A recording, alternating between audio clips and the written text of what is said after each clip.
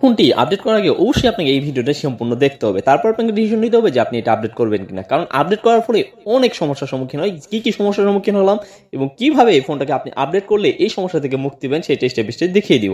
আর আমার হাতে যে ফোনটি রয়েছে সেই ফোনটি মূলত হচ্ছে Oppo A3X। এইটা মূলত আপনি যদি আপডেট করতে চান তাহলে আপডেট করার আগে আপনাকে যেটা যেটা করতে হবে সেটা এখন বলে দিব, তারপর আমি শেষে বলে দিব যে মূলত এটা কেন আপডেট করবেন না এবং কেন আপডেট করবেন। এটা আপডেট করার আগে আপনাকে ফোন স্টোরেজ অবশ্যই খালি রাখতে হবে, প্রায় 5 থেকে 6 জিবি। এটা আপনাকে অবশ্যই মাথায় রাখতে হবে। অবশ্যই ফোন স্টোরেজটা কিন্তু খালি রাখতে হবে।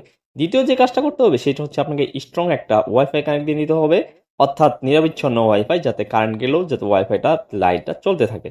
অথবা আপনি চাইলে মোবাইল ডাটা দিয়ে কাজ করতে পারেন। আমি এখান থেকে যেহেতু আমার ওয়াইফাই রয়েছে সেই জন্য আমি এখানে ওয়াইফাই কানেক্ট দিয়ে নিচ্ছি।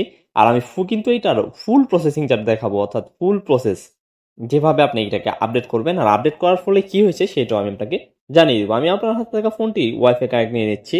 ওয়াইফাই কানেক্ট দিয়ে নেওয়ার পর আমি যেটা করব সেটা হচ্ছে স্ক্রল ডাউন করতে করতে নিচে অ্যাবাউট ডিভাইস নামে একটা অপশন দেখতে পাবেন। আপনি সেই অ্যাবাউট ডিভাইসে চলে যাব। অ্যাবাউট ডিভাইসে চলে যাওয়ার পর এখান থেকে দেখতে পাবেন কালার্স নামে একটা অপশন রয়েছে, আপনি সেই কালার্সে চলে যাবেন। আমি সেই কালার্সে চলে যাচ্ছি। কালার্সে ক্লিক করার পর এখানে চেকিং ফর আপডেটস, অর্থাৎ আপনার ফোনের আপডেটটা চেকিং হবে যে আপনার ফোনটা আপডেট করা যাবে কিনা। এখন মূলত আমার ফোনের আপডেটিং চেকিং হচ্ছে, অর্থাৎ আমার এই ফোনটাকে কিন্তু এখন আমি আপডেট করতে পারবো কিনা এটার একটা ফলাফল আসবে। দেখতে পাচ্ছেন আমার এখানে আপডেট অ্যাভেলেবল, অর্থাৎ আমার আপডেটটা চলে এসেছে। এইখানে এই যে ডাউনলোড এন্ড ইনস্টল নামে যে অপশনটা রয়েছে সেটাতে ক্লিক করবেন। ক্লিক করার পর এখান থেকে ডাউনলোডিং শুরু হবে এবং উপরে আপনি আপনার ফোনের আপডেট ফাইলটাকে দেখতে পারবেন যে কয় জিবি। আমার এখানে 1.3 জিবি। এইখান থেকে অটো আপডেট এবং কি বেটা প্রোগ্রাম এগুলোতে প্রয়োজন নেই কোনো। আর অ্যান্ড্রয়েড 8 ভার্সনটা কি চেঞ্জ হবে কিনা সেটাও আপনি এখান থেকে দেখতে পারবেন। এই ডাউনলোডিং করতে কিন্তু আপনাকে অনেকক্ষণ সময় এখানে ওয়েট করতে হবে, অর্থাৎ যতক্ষণ পর্যন্ত না এটা 100% কমপ্লিট হয়েছে ততক্ষণ পর্যন্ত কিন্তু আপনার ফোনটাকে কোনোভাবে অফ করা যাবে না। আর আপডেট করার আগে আপনাকে অবশ্যই একটা জিনিস মাথায় রাখতে হবে, সেটা হচ্ছে আপনার ফোনে যাতে 100% চার্জ থাকে, অথবা 80% চার্জ থাকে, অথবা 50% চার্জ থাকে। কিন্তু কখনোই কোনোভাবে 50%-এর নিচে যদি চার্জ থাকে তাহলে আপনার ফোনটা কিন্তু ডেড হয়ে যাওয়ার সম্ভাবনা রয়েছে 100%। এখন আমার এটা আপডেট কাজ চলমান। এইখান থেকে দেখতে পাচ্ছেন ডাউনলোডিং প্রায় শেষ এবং কি ডাউনলোডিং 100% হয়ে যাচ্ছে। তারপর আপনাকে কিন্তু আরেকটা ধাপ অতিক্রম করতে হবে, অর্থাৎ এরপরে আরেকটা নতুন অপশন আসবে, সেটা হচ্ছে এক্সট্রাকিং। এই এক্সট্রাকিং অবস্থাতেও কিন্তু আপনার ফোনটাকে কোনোভাবে অফ করা যাবে না। এই এক্সট্রাকিং কমপ্লিট হয়ে যাওয়ার পর তারপর কিন্তু আরেকটা ধাপ আসবে।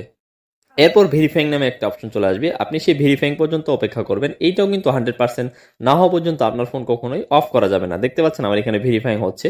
যখন ভেরিফাইং কমপ্লিট হয়ে যাবে তারপর আপনার সামনে আরেকটা অপশন চলে আসবে, সেটা হচ্ছে ইনস্টল। আপনি দেন তারপর এই ইনস্টলে ক্লিক করবেন। ইনস্টলে ক্লিক করার পর আপনাকে এখান থেকে অনেকক্ষণ সময় কিন্তু ওয়েট করতে হবে, অর্থাৎ আপনি এখান থেকে প্রায় 5 থেকে 7 মিনিট আপনাকে অপেক্ষা করতে হবে। ফোনটা আপনার কিন্তু রিস্টার্ট দেওয়ার প্রয়োজন নেই, ফোনটা অটোমেটিক রিস্টার্ট হয়ে যাবে। রিস্টার্ট হয়ে যাওয়ার পর ফোন অন হওয়ার পর যে কাহিনীটা ঘটেছে আমার সঙ্গে, অর্থাৎ আমি যে আপডেটটা করলাম, আপডেট করার ফলে যা পেয়েছি তা মূলত একদমই বাজে ছিল। কারণ এটা আপডেট করার পরে আমি বিভিন্ন সমস্যার সম্মুখীন হই। প্রথমে ফোনটা একটু স্লো কাজ করে এবং কি ফোন আগে যে পারফরমেন্স ছিল তার চেয়ে একটু, এই যে দেখতে পাচ্ছেন এখন স্লো হয়ে যায়, অনেক স্লো হয়ে যায়। তাই আমি আমার জানা মতে এই ফোনটা আপডেট না করাটাই বেটার, কারণ এইটা আপডেট করার ফলে, অর্থাৎ এই যে এই মাসে যে আপডেটটা এসেছে এটার ফলে আমি ফোনটা একটু স্লোতে কাজ করতে দেখেছি, অনেক স্লোতে কাজ করছে। কিন্তু মোটামুটি 2-1 দিন চালানোর পর এই ফোনটা ঠিক হয়ে গেছে, অর্থাৎ ফোনটা আর যখন আপনি আপডেট করবেন, আপডেট করার পর ফোনটার একটা সমস্যা হয়, সেটা হচ্ছে ফোনটা যখন অন করবেন, অন করার পর কিন্তু কিছুক্ষণ সময় স্লো করে, এটা কিন্তু আগে থাকে না। কিন্তু আপডেট করার ফলে কিন্তু ফোন অন করার পর কিছুক্ষণ পর এটা স্লো কাজ করে। সো এই ভিডিওটি দেখে যদি ভালো লাগে থাকে তো অবশ্যই চ্যানেলটি সাবস্ক্রাইব করবেন, এর পাশে থেকে বেল আইকনটি অন করে দিবেন। আর আমি বলে রাখছি এই ফোন আপডেট করার পর কিন্তু নতুন নতুন ফিচার্স এখানে অ্যাড হয়েছে। সো ভিডিও দেখে ভালো লাগে থাকলে অবশ্যই চ্যানেলটি সাবস্ক্রাইব করে রাখবেন।